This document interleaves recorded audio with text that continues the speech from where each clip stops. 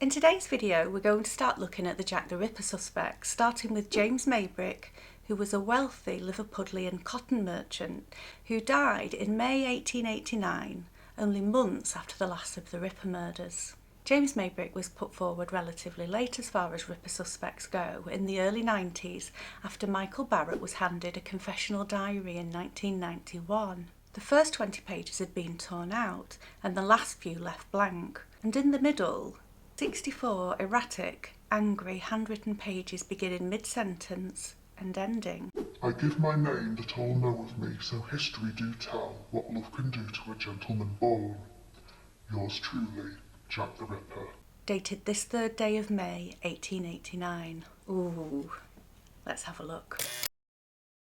So even before this diary came to light, James Maybrick was a name known in true crime circles, not for anything that he had done, but because his wife, Florence Maybrick, had been tried and convicted of his murder by arsenic poisoning.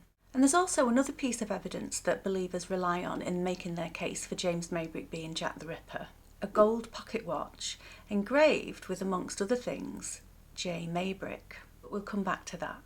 James Maybrick was born on the 24th of October 1838 to William, an engraver, and later the parish clerk, and Susanna. They were a lower middle class family and well respected in the area. There was already an older brother, William, and after James came Michael, Thomas, Edwin and Alfred, though he would sadly die at the age of 4. The brothers all appear to have been successful to some degree or another. Michael Maybrick was a famous singer and composer who had given himself the stage name Stephen Adams, and James and his younger brother Edwin would later go on to form their own company. James moved to London in 1858. Rumour and some documentation suggest that whilst he was there, he met a woman with whom he had a relationship, Sarah Ann Robertson. Sarah would later go on to say that the two were married, and she did drop her surname Robertson and go by the name of Mrs. Sarah Maybrick. Allegedly, they had had 5 children together, and that by the time of the Ripper murders, they had all died. To my knowledge, that is what I could find in research, no marriage certificate for the two has ever been found. Sarah herself died in 1894, and she is referred to at that time as a spinster. So it may well be that this was a common law marriage, with Sarah taking James's surname, as was often the case at that time. So the reason I mention this isn't just for some background information, well it is a little bit, but because it does tie in with some detail you would expect from a Ripper suspect. Sarah can be traced by census records, and interestingly, a codicil attached to the will of a Thomas Consoni stated that should his wife die before him, all of his possessions should be left to a Mrs. Sarah Maybrick, wife of James Maybrick, of Old Hall Street, Liverpool, now residing at 55 Bromley Street, Commercial Road, London, only a 10-minute walk from Whitechapel. So if James Maybrick lived there or spent any amount of time there, it stands to reason, doesn't it, that James Maybrick may well have been familiar with Whitechapel. By 1871, James Maybrick had returned to Liverpool, and by 1873 he had opened his own business, Maybrick & Co. Cotton Merchants, with his younger brother Edwin as a partner. The business thrived, and in 1874 James Maybrick travelled to Norfolk, Virginia, a large cotton port in the US, where he would open another office, and he would go on to split his time between Norfolk, Virginia and Liverpool. 3 years later, he became ill, showing symptoms of nausea and vomiting, headaches, fatigue, fever, chills and stomach pain. He had contracted malaria. I'm sure you know from being bitten by an infected mosquito. Malaria can be fatal, but fortunately James Maybrick was diagnosed and treated successfully. Unfortunately, that treatment contained both arsenic and strychnine, and as a result of this, he became addicted to both. In March 1880, whilst returning home to Liverpool from the US aboard the SS Baltic, 41-year-old James Maybrick met 17-year-old Florence "Florrie" Chandler, a society belle from Mobile, Alabama. The two fell in love, and by the end of the journey, James proposed, and Florence accepted.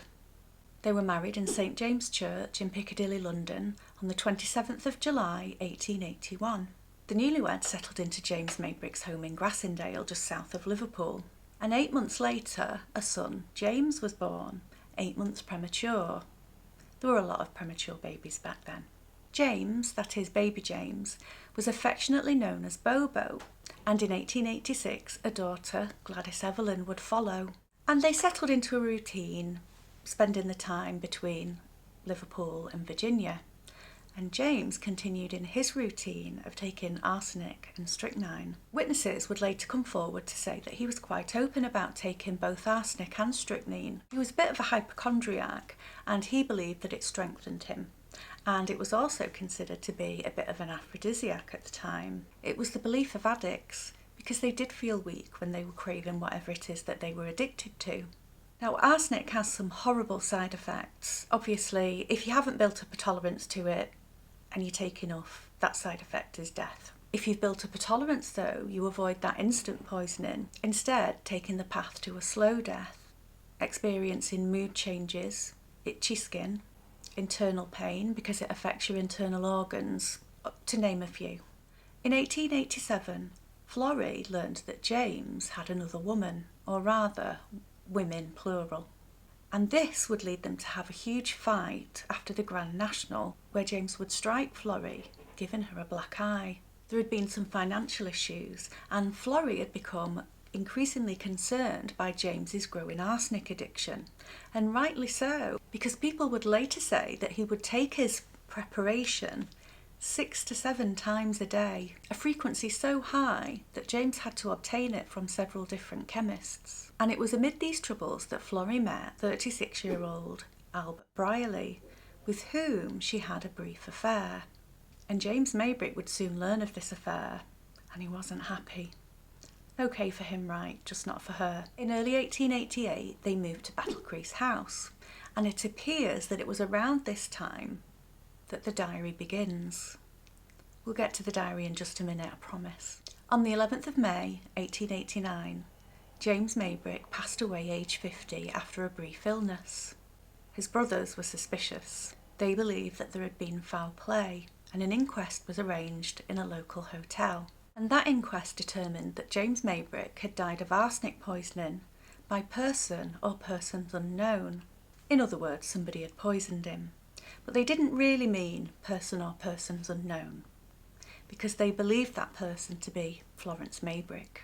Florrie was arrested just a few days later, and she would go on to be tried for and convicted of James Maybrick's murder. The diary itself, I've never seen it in the flesh, so to speak, is apparently actually a journal, more what we would describe as a photo album or a scrapbook. Scrapbooking was a fashionable pastime for Victorian ladies, and it does look like a photo album, doesn't it? You can buy them in that style now, can't you? As it's typically referred to as a diary, though, that's how I'm going to refer to it. The diary's origin story, at least at first, was that a man by the name of Michael Barrett, an unemployed scrap metal dealer also from Liverpool, was given the diary by his friend Tony Devereux, who he'd met at his local pub, The Saddle, who told him to do something with it. Well, Barrett took the diary home and read it, and he would later go on to say that the contents, and particularly the end sign-off, stunned him, because it contained a detailed confession of Jack the Ripper. Barrett probed his friend, trying to find out the story of the diary, where had it come from, but Tony was tight-lipped, and when he died in August 1991, Michael believed that he would never get the answers to his questions. So he got to work, trying to find the answers to those questions for himself. The diary itself never mentions the name James Maybrick. However, it does contain some clues, references to people by name: Bobo, Gladys, Michael, Edwin, and places, for example, Battlecrease House. And based on this information, Michael Barrett concluded that the author of the diary, and therefore the identity of Jack the Ripper, was James Maybrick. In 1992, Michael Barrett signed a deal with Smith Griffin Publishers and writer Shirley Harrison. The resulting book, titled simply The Diary of Jack the Ripper, was published on New Year's Day 1993. Whilst a few experts were open to the diary being genuine, Most instantly dismissed it as a hoax. It was an extremely divisive topic at the time, and I think it probably still is. So what did the Maybrick diary actually say? Well, I have two books about the Jack the Ripper diary. The Diary of Jack the Ripper, The Chilling Confessions of James Maybrick by Shirley Harrison, though this is the 1998 updated version, not the original from 1993. And Jack the Ripper, The Final Chapter by Paul H. Feldman. I'll add a link to both along with the original in the description below. Feldman's book contains excerpts from the diary and aims to prove without a doubt that it was written by James Maybrick, who was Jack the Ripper. Harrison's book focuses more on the discovery of the diary, the history, and the tests performed on it. Importantly, it contains an exact copy of the pages of the diary, along with a transcribed copy. There's too much to rehearse here, but if you want to read it, you can find it there. And I also had a look online and was able to find an annotated transcript. And this is actually really helpful. It puts a lot of things in context. So I'll link that in the description for you too. As I mentioned before, the diary begins mid-sentence. What they have in store for them, they would stop this instant. That's a bit eerie, isn't it? The general gist of the diary is that James Maybrick is angry because he has learned that his wife is having a relationship with another man, Alfred Brierley, who frequently refers to her as a whore, and he wants revenge. And he plans to get that revenge for his wife's behaviour by killing prostitutes, finally plucking up the courage to start. It references Liverpool, travel to Manchester and London, illness, particularly a coldness to his hands, and towards the end, wishing his life to end. He mentions names such as William, Michael and Edwin, Maybrick's brothers, Bobo and Gladys, his children, and Bunny, Maybrick's pet name for his wife. There are references to the canonical victims, Mary Ann Nichols, Annie Chapman, Elizabeth Stride, Kate Eddowes and Mary Jane Kelly.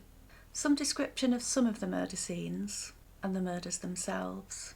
The author writes about renting a room in Middlesex Street, which is the proper name for Petticoat Lane in East London.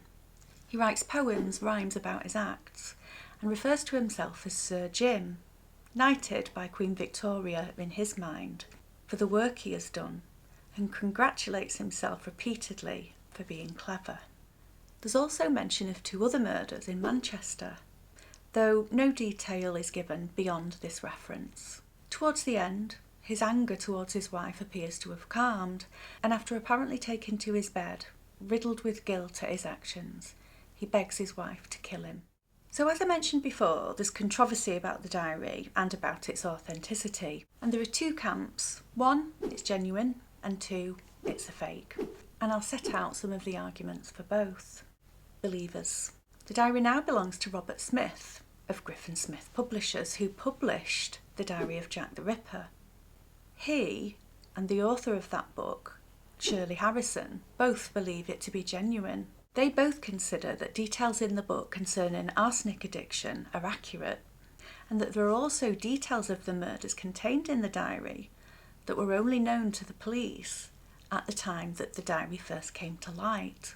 They also point to one of the crime scene photographs taken in Mary Jane Kelly's room, which apparently shows the initials FM written on the wall in blood, and they claim that FM stands for Florence Maybrick. And what about physical evidence? Well, firstly, the diary, and specifically its pages, have been tested, and it's been confirmed that they are of the correct time period. The ink was also tested and found to contain a synthetic dye called nigrosine, and this was commercially patented in 1867 and in general use by the 1870s. A second test found that it contained no nigrosine, but did contain iron and sodium, and another test found nothing inconsistent with the time. There were also tests to find chloroacetamide, which was first introduced in 1857 but not used until 1972. However, it then came to light that chloroacetamide had been found in ink from 1857, so it had been used. However, the results for the chloroacetamide were inconclusive. Some found it and some didn't. Non-believers. Well, the naysayers agree that the book and the paper in it are of the era, i.e. from 1888, 1889. However, they also point out that the diary isn't a diary, but a journal or a scrapbook. And these types of books are relatively easy to find in antique bookshops. Therefore, this is evidence only that the forgerer was smart enough to purchase a book from the correct period. And as I mentioned earlier, the naysayers also point to the fact that the tests done on the ink haven't shown anything that specifically dates it. So it hasn't been ruled in, hasn't been ruled out. However, people in the Victorian era often made their own ink, and if it could be made back then, it could be made in the 20th century with the same recipe that was used in the 19th century. One thing that is relevant to the ink, though, is its relationship with the paper. Everything reacts to something, and the chemicals in ink and paper are no different. Over time, there are changes, and these can be traced. You can actually test roughly how long ink has been on a page. And the ink in the diary was tested by putting a specific solvent on the ink. The longer the solvent takes to dissolve the ink, the longer it's been on the page, and vice versa. And what do you think happened? Well, the ink dissolved pretty much right away, meaning that it had only recently been introduced to the paper.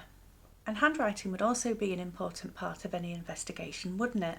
Well, this was examined in two ways. A document expert, Kenneth Rendell, examined the handwriting in the diary and concluded that the style of the handwriting was more like 20th century writing than Victorian. He also noted factual contradictions and inconsistencies in the handwriting, and he also felt it odd that somebody like James Maybrick would have used a scrapbook rather than an actual diary. And what about James Maybrick's actual handwriting? Well, at the time of the publication of the diary, there weren't many samples of James Maybrick's handwriting available for comparison. There was his marriage certificate and his will, and neither were even slightly similar. However, some further documents have since been unearthed in Richmond, Virginia, where James Maybrick was involved in a court case.